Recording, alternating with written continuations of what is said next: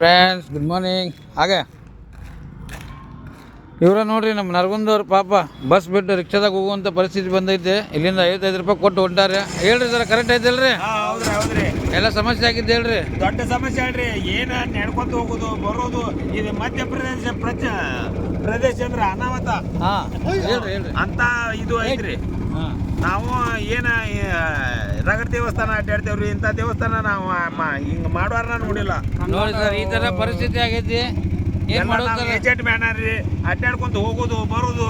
ರಾತ್ರಿ ಒಂದು ನಿಮಿಷದಾಗ ನಮ್ಮನ್ನ ಇದು ಮಾಡಿದ್ರು. ಹಾಂ, ನೋಡ್ರಿ ಇವ್ರು ಹೇಳೋದು, ನಮ್ಮ ಗಾಡಿಯಲ್ಲಿ ಬಂದಂಥ ಪ್ರಯಾಣಿಕರು ಪಾಪ ಅವರಿಗೆ ಅಲ್ಲಿ ಬಿಡಲ್ಲ ಇಲ್ಲಿ ಇಲ್ಲಿ ಬಿಡಲ್ಲ ಬಿಡಲ್ಲ ಅಂತೇಳಿ ಗಾಡಿ ಕಟ್ ಮಾಡುವುದು ತರ್ಬೋದು. ನಾವು ನೋಡ್ರಿ ಈಗ ಆಟೋದಾಗ ಕುಂತೀವಿ ಸರ್. ಒಬ್ಬೊಬ್ಬರು 55 ರೂಪಾಯಿ ಕೊಟ್ಟು ಹೊಂಟೀವ್ರಿ. ಮತ್ತೆ ಹೋಗುದ್ರಿ 10 ಕಿಲೋಮೀಟ್ರು ಸ್ಟಾಪ್ ಗಾಡಿ.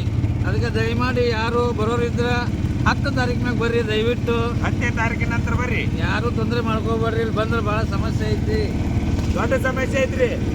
ನೋಡ್ರಿ ಆಟೋದಾಗ ಹೊಂಟೀವಿ. ಇಲ್ಲಿ ನೋಡ್ರಿ ರೋಡು ಕಾಣವಲ್ತ. ನೋಡ್ರಿ ತೋರಿಸ್ತೀನಿ.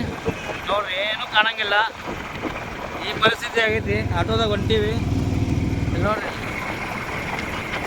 ನೋಡ್ರಿ ಸಮಸ್ಯೆ ಇದ್ರೆ ಹಾಂ ಹೋಗಿ ಬರ್ತೇವ್ರಿ.